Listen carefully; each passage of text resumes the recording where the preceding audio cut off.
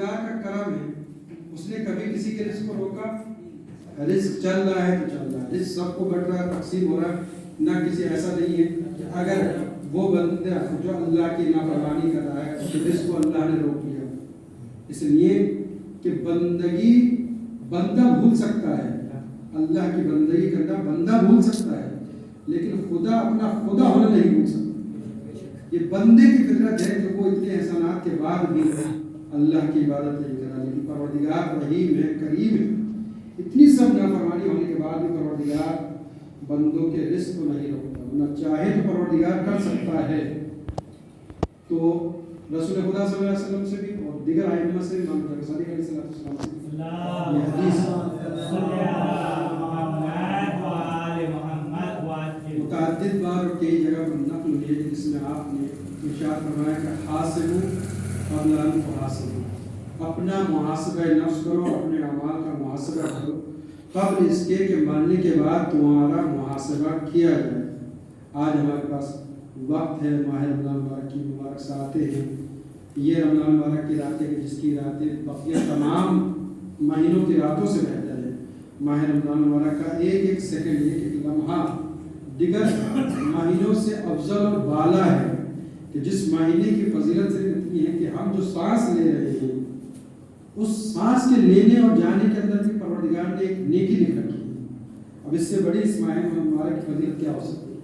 اس ماہ مبارک کی فضیلت یہی ہے کہ اللہ نے خود کہا ہے کہ یہ وہ مبارک مہینہ ہے کہ جس میں ہم نے کلام مجید قرآن مجید کو اتارا ہے۔ اِنَّا أَنزَلْنَاهُ فِي لَيْلَةِ الْقَدْرِ وَمَا أَدْرَاكَ مَا لَيْلَةُ الْقَدْرِ لَيْلَةُ الْقَدْرِ خَيْرٌ مِّنْ أَلْفِ شَهْرٍ، یہی وہ ماہ مبارک وہ مہینہ ہے کہ جس میں شب قدر کے اندر ہم نے اپنی افضل ترین نگاہ کر دی۔ لہذا ہمیں اللہ کی کتاب کو زیادہ سے زیادہ اس مہینے کے اندر پڑھنا چاہیے، زیادہ سے زیادہ ہمیں تلاوت کرنا چاہیے۔ اگر ہم تلاوت نہیں بھی کر سکتے ہیں، خدا نخواستہ اگر کوئی ایسا بندہ ہو، کوئی ایسا ہمارا جوان، کوئی ایسا بچہ ہو، ہمارا کوئی ایسا بزرگ ہو جو کسی بنیاد پر کلام پاک کو نہیں پڑھ پاتا ہے، تو کم از کم وہ وضو کر کے کلام پاک کو کھول کے کلام پاک کی جو آیت ہے اس کے اوپر نگاہ کرے گا، جو پڑھ نہیں پا رہا ہو، لیکن کلام پاک کو روز ضرور کھولے، اس کے اوپر نگاہ کرے، کیونکہ رسول کی حدیث ہے کہ جو کوئی بھی قرآن کے اوپر نگاہ ڈالتا ہے تو اس کا ثواب لکھا جاتا ہے۔ یعنی قرآن کو ہم پڑھ ہی نہیں رہے، صرف کھول کے دیکھ رہے ہیں، اس کا بھی پروردگار نے ثواب دے رکھا تھا۔ اگر خدا نہ خواستہ ہمارے معاشرے کے اندر کوئی ایسا بھی ہو کہ اب تک کہ اس نے قرآن پڑھنا سیکھا ہی نہیں، کم از کم ماہ رمضان مبارک میں اتنا تو ضرور کرے کہ اللہ کی کتاب کو اٹھائے، کہ جو کتاب انسانوں کی ہدایت کے لیے آئی ہے، جو کتاب انسانوں کی رشد کے لیے آئی ہے، جو کتاب انسانوں کو صحیح راہ دکھانے کے لیے آئی ہے، اس اللہ کی کتاب کو کم از کم مسلمان ایک مرتبہ اپنی گناہگار آنکھوں سے اس کی آیتوں کی، اس کے حروف کے، اس کے الفاظ کے اوپر ہی نگاہ کر لیں، تب بھی اللہ ثواب لکھتا ہے۔ کتنا کریم ہے وہ پروردگار کہ جو ہر بات پہ بہانے ہم گناہگار انسانوں کو ثواب دے رہا ہے۔ ماہ رمضان مبارک قرآن مجید کی تلاوت کا مہینہ ہے۔ اگر ہمیں وقت نہیں مل رہا ہے، بس پڑھنا چاہیے، جو حضرات قرآن پڑھنا جانتے ہیں ان کو کم از کم ماہ رمضان مبارک میں ایک کلام پاک کو مکمل کرنا چاہیے۔ کتنا ٹائم لگے گا؟ 24 گھنٹے یا 1 گھنٹہ لگے گا؟ فرض کریے ہم ایک ساتھ ایک نشست پہ بیٹھ کر ہم پورا ایک پارہ نہیں پڑھ پا رہے ہیں، ایک پارے کے اندر زیادہ 10 صفحے ہوتے ہیں، 7 سے 10 صفحے ہوتے ہیں، آپ اس کا ڈیوائڈ کر لیے 3 وقت کی نمازیں کے اوپر، 3 صفحے آپ پڑھیے، 3 صفحے صبح پڑھیے، 3 صفحے دوپہر میں پڑھیے، 3 صفحے رات میں پڑھیے، 9 صفحے، آپ کا ایک قرآن، ایک پارہ، ایک جز روز مکمل ہو جائے گا۔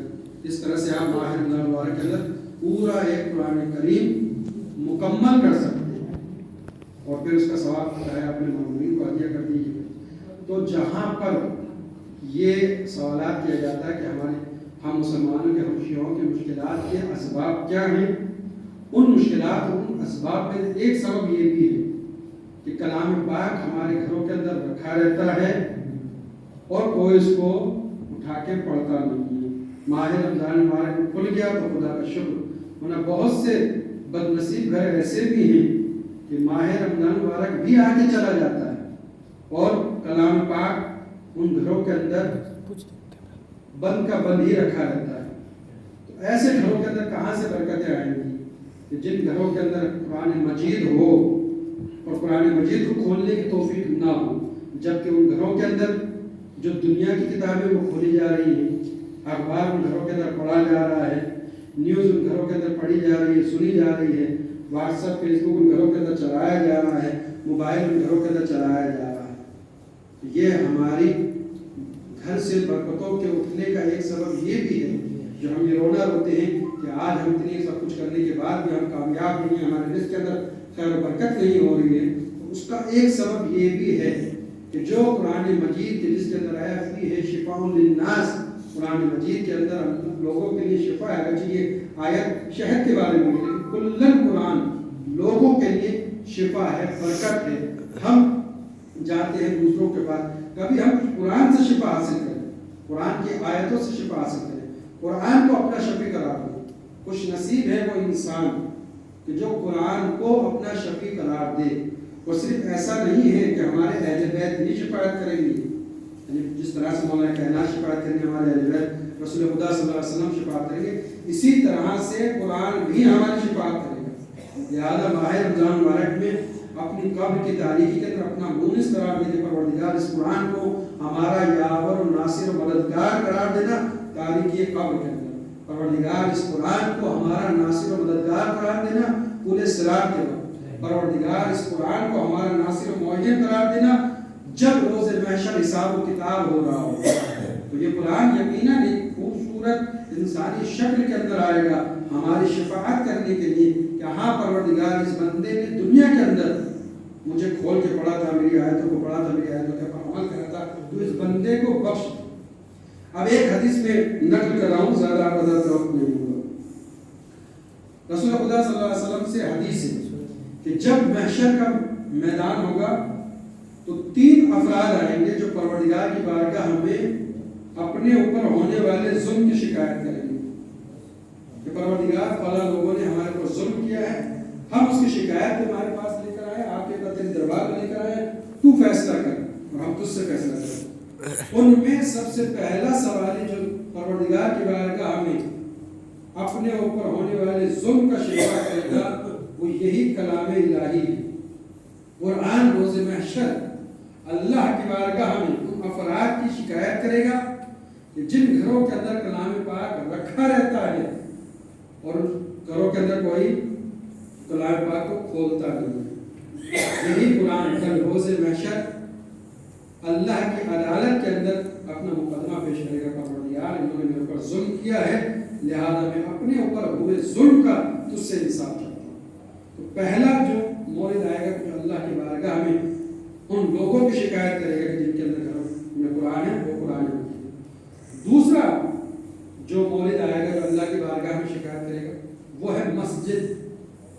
اسی طرح سے مسجد بھی اپنے پڑوسی کی شکایت کرے گی.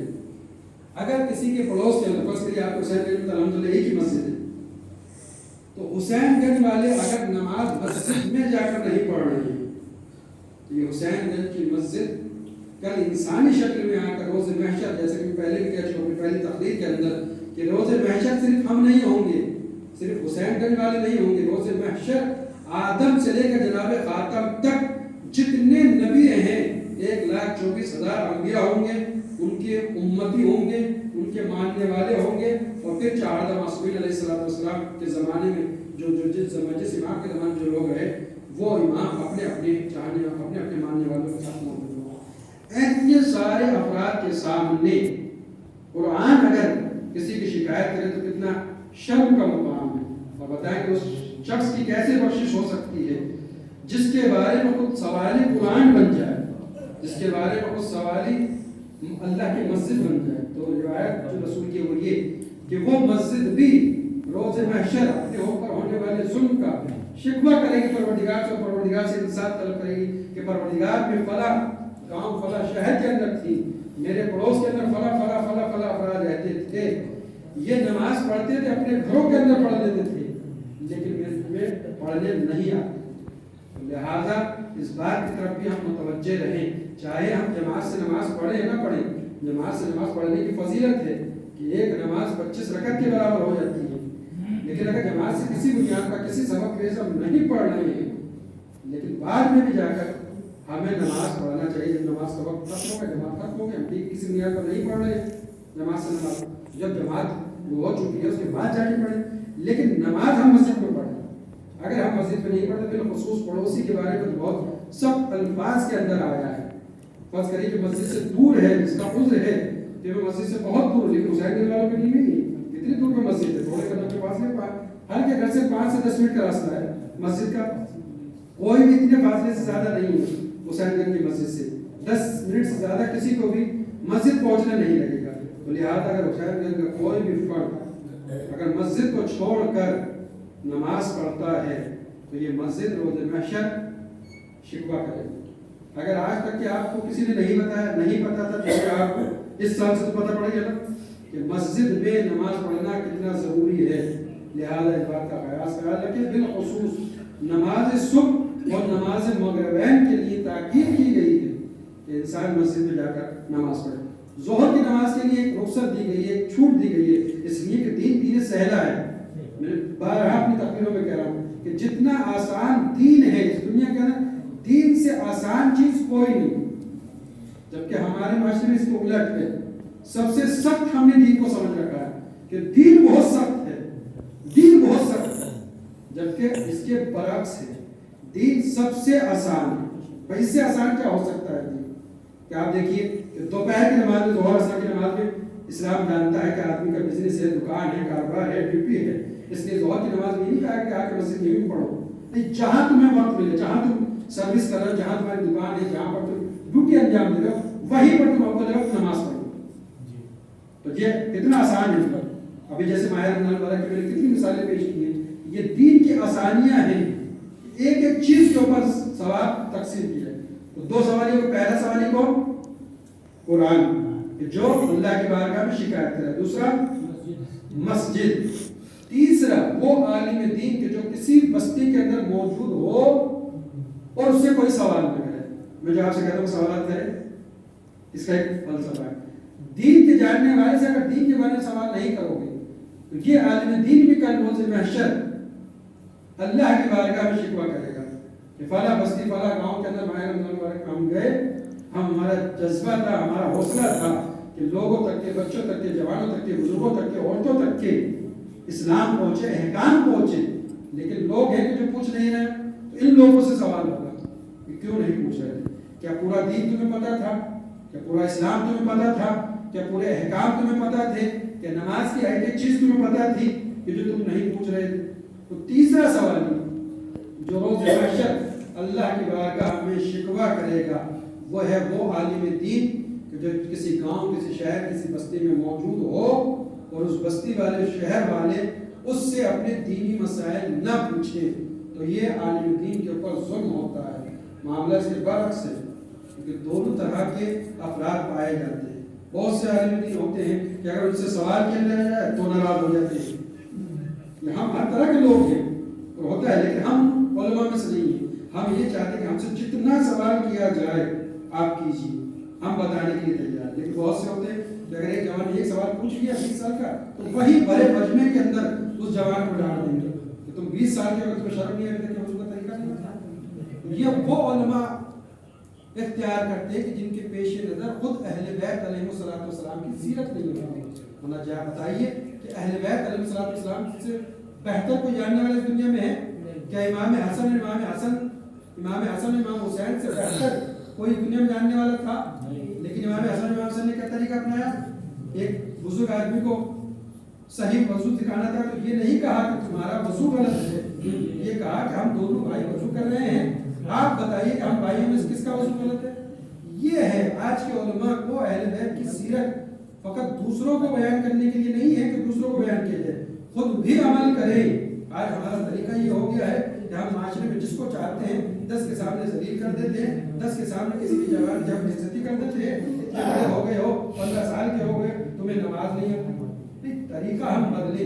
اہل بیت کی جو سیرت ہے اس سیرت کے اوپر عمل کرتے ہوئے ہم دین کو پہنچانے کی کوشش کریں تو معاشرہ خود بخود ہمارے پاس چل کے آئے گا، جوان خود بخود ہمارے پاس چل کے آئے گا، جوان کی خود ہمت بڑھے گی کہ ہاں یہ ان علماء میں سے نہیں ہے جو سوال کرنے کے اوپر ناراض ہو جائے، یہ ان علماء سے ہیں جو نہ سوال نہ کرنے پہ ناراض ہوتے ہیں. جیسے میری خاصیت ہے کہ اگر میں جاؤں کہیں کسی کی جگہ پہ تبلیغ پہ، چاہے ماہ رمضان مبارک کی تبلیغ ہو یا محرم کا عشرہ ہو، میرا محرم کا عشرہ پڑھنے کا بھی یہی طریقہ ہے، میں صرف محرم کے عشرے کے لیے نہیں جاتا ہوں.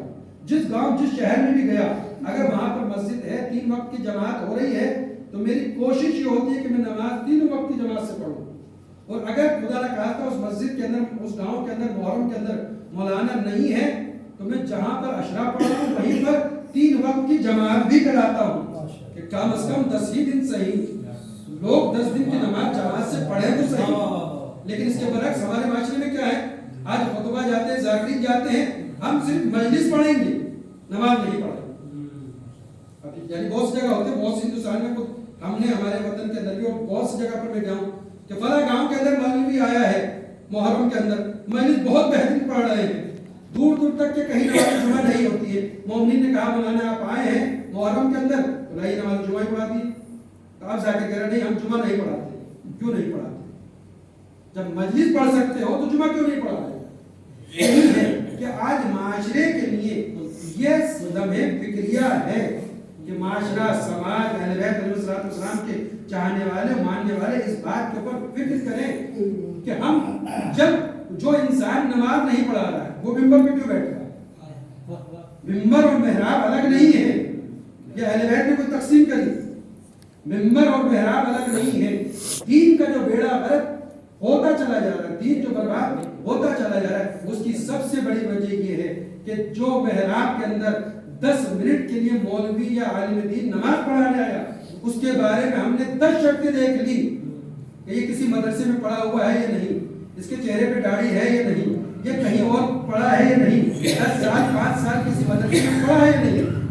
لیکن جو ذاکری کرنے آیا، جو محرم میں عشرہ پڑھنے آیا، اس کے بارے میں کہیں نہیں پوچھا آپ نے کہ یہ مولانا کسی مدرسے میں پڑھے بھی ہیں نہیں، یہ مولانا نماز شب پڑھتے بھی ہیں نہیں، یہ مولانا صدقہ دیتے بھی ہیں نہیں، یہ مولانا خود بھی عمل کرتے ہیں نہیں. اسی لیے ہماری مجلسیں آج رسمیں بن کے رہ گئی ہیں، اور اس منبر کا جو تقدس پامال ہو رہا ہے اس میں سب سے زیادہ گناہگار وہ معاشرہ ہے کہ جو مسجد کے اندر 10 افراد 20 افراد پہنچے تو اس ایک آدمی کے لیے جو محراب میں کھڑا ہوا ہے، کہ جو فقط 5 منٹ یا 10 منٹ سے زیادہ اس کا کام نہیں. بھائی مولوی جو جماعت پڑھا رہا ہے کتنے منٹ؟ صبح کی پڑھائے گا تو 5 منٹ، ظہرین کی پڑھائے گا تو 10 منٹ، مغرب عشاء کی پڑھائے گا تو 10 منٹ. 24 گھنٹے کے اندر 25 منٹ جو آدمی محراب میں کھڑا ہو کر ہے، اس کے بارے میں ہزاروں شرطیں پورے گاؤں نے دیکھ لی کہ اگر داڑھی نہیں ہے تو ہم نماز نہیں پڑھیں گے اس کے پیچھے، اگر نماز شب نہیں پڑھتا تو ہم اس کے پیچھے نماز نہیں پڑھیں گے، اگر جھوٹ بولتا ہے تو ہم اس کے پیچھے نماز نہیں پڑھیں گے. لیکن جو مولوی آ کر منبر کے اوپر 1 گھنٹہ تقریر کر رہا ہے، 1.5 گھنٹہ تقریر کر رہا ہے، اس کے بارے میں کبھی ہم شرطیں نہیں دیکھتے ہیں. یہ مولانا صاحب جب اذان ہو رہی ہے تو اپنی مجلس کو بھی نہیں روک رہے. آج تو ہماری مجلسوں کا یہ عالم ہو گیا ہے کہ ادھر مؤذن اللہ اکبر کہتا رہتا ہے اور ادھر ہمارا ذاکر نکتے مارتا رہتا ہے. جبکہ لمحے فکریہ یہ ہے کہ یہی اذان تھی کہ جو کہ حقیقی نہیں تھی، بناوٹی تھی. امام سجاد کے خطبے کو روکنے کے لیے اذان دی گئی تھی، لیکن امام سجاد نے اپنا خطبہ روکا یا نہیں؟ روکا یا نہیں؟ دربار یزید کے اندر امام سجاد نے جبکہ نماز وقت نہیں تھا، یزید جانتا تھا کہ آل محمد کے خطبات اگر کسی ذکر کے سامنے رکیں گے تو وہ ذکر الہی ہے. اس لیے ہی اس نے اذان کا وقت نہیں تھا لیکن مؤذن سے کہا کہ اذان کہو، تبھی سید سجاد خاموش ہوں گے. اور سید سجاد نے اپنا خطبہ روک کر ہر قیامت تک آنے والے ذاکر و خطیب کو یہ درس دیا تھا کہ جب امام معصوم اپنے خطبے کو روک سکتا ہے اذان کے وقت تو ذاکر اپنی ذاکری کو کیوں نہیں روک سکتا؟ لہٰذا ہمیں اس سب بات کی طرف متوجہ ہونا چاہیے. جو ذاکر اذان ادھر ہو رہی ہے اور اپنی مجلس چلاتا چلا جا رہا ہے، یہ جرأت ہونا چاہیے. جو آپ لوگوں سے سوال پوچھتا ہوں، یہ میرا مقصد یہ نہیں ہے کہ میں آپ کو پڑھا کروں، مجھے پتا ہے کہ آپ شرمائیں گے، لیکن وہی جرأت میں پیدا کرنا چاہ رہا ہوں آپ کو کہ آج رمضان کے اندر جب آپ کے اندر یہ جرأت پیدا ہو جائے گی کہ مولانا نقی کی تقریر کے اندر آپ سوال کر رہے ہیں، تو یہی جرأت آپ کے اندر محرم کے عشر میں بھی پیدا ہو جائے گی کہ آپ اس ذاکر سے مجلس کے درمیان کہہ سکتے ہیں کہ ذاکر محترم امام سجاد نے اسی اذان کے لیے اپنا خطبہ روک دیا تھا، آپ نے اپنی ذاکر کیوں نہیں روکی؟ جواب دیجئے، یا تو امام سجاد غلط تھے آپ سے، یا آپ غلط امام سجاد سے۔ ہمیں معصوم کی سیرت پہ عمل کرنا ہے، کسی ذاکر کی سیرت پہ عمل نہیں کرنا۔ ذاکر ہمیں نہیں بخشوائے گا، امام معصوم ہمیں بخشوائے گا۔ لہذا امام کی وہی حدیث، حاسبوا قبل ان تحاسبوا، اپنا حساب کتاب کر لو قبل اس کے کہ تمہارا حساب کتاب کیا جائے۔ اللہ ایسا نہیں کہ نماز کے بارے میں پوچھے گا، مجلس حسین کے بارے میں پوچھے گا۔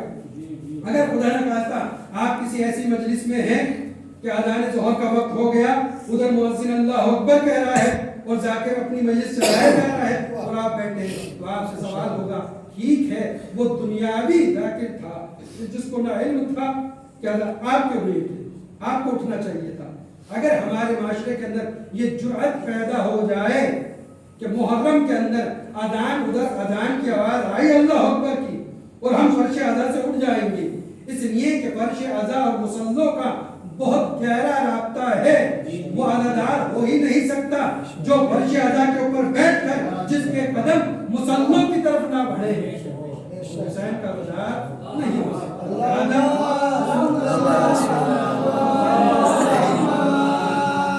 ہمیں اپنا حساب کرنا ہے، ہمیں فرش حسین کا حساب دینا ہے، لہذا پہلے خود آج زندگی رہتے ہوئے اس کا حساب کتاب کر لیں کہ آیا ہم ایسی مجلسوں میں جا رہے ہیں کہ جس مجلس کے اندر امام زمانہ شرکت کر رہے ہیں، یا ایسی مجلسوں میں جا رہے ہیں کہ جن مجلسوں کے اندر امام زمانہ اصل شرکت ہی نہیں کر رہے ہیں۔ یعنی سوال ہے میرا، کوئی بھی بتا دے کیا یہ ہو سکتا ہے کہ امام زمانہ علیہ السلام ہمارا عقیدہ ہے کہ جہاں پر بھی فرش اعظم بچتی ہے سب سے پہلے جناب فاطمہ زہرا کی، جب جناب فاطمہ زہرا کی تو ہو سکتا ہے کہ وارث فاطمہ زہرا حضرت امام مہدی علیہ السلام اللهم صل على محمد وعلى جس مجلس کے اندر امام زمانہ موجود ہے اور ادھر اذان ظہر کا وقت ہو گیا ہے، تو آپ بتائیے امام زمانہ فرش اعظم پہ سن کے کہاں جائیں گے؟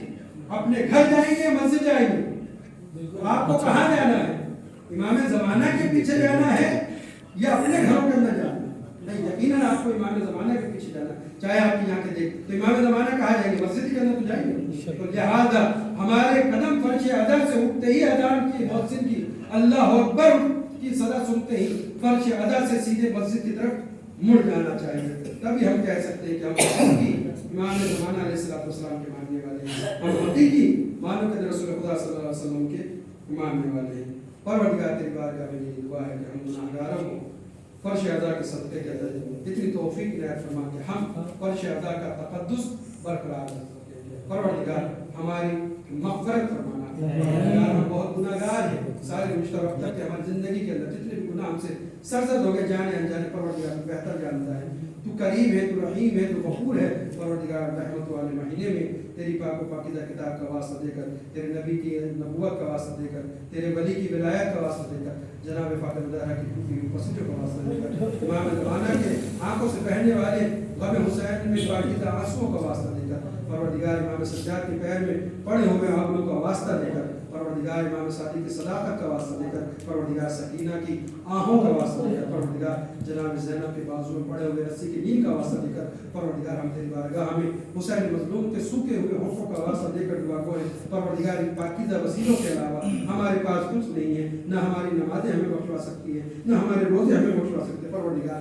یہی آل محمد کی محبت ہے جو ہمیں بخشوا سکتی ہے۔ پروردگار یہ آل محمد کی محبت اور مودت کا واسطہ دے کر تیری بارگاہ میں دعا کریں۔ پروردگار ہم سے جانے انجانے میں جو بھی گناہ ہوئے پروردگار ان کو معاف فرما، پروردگار ہمارے مرحومین کے گناہوں کو معاف فرما، پروردگار ہمیں توفیق عنایت فرما کہ ہم اس طرح سے زندگی گزاریں جس طرح سے اہل بیت علیہ السلام نے کہا ہے۔ پروردگار ہمیں اس طرح سے توفیق عنایت فرما کہ ہم روز شب کے اندر سونے سے پہلے اپنے 24 گھنٹے کے اعمال کا محاسبہ کر کے سوئیں کہ ہم نے کون سے نیک کام انجام دیے ہیں اور کون سے برے کام انجام دیے ہیں۔ برے کاموں کے اوپر ہمیں توبہ کی توفیق عنایت فرما اور نیک کاموں کے اوپر ہمیں مزید نیک اعمال انجام دینے کی توفیق عنایت فرما۔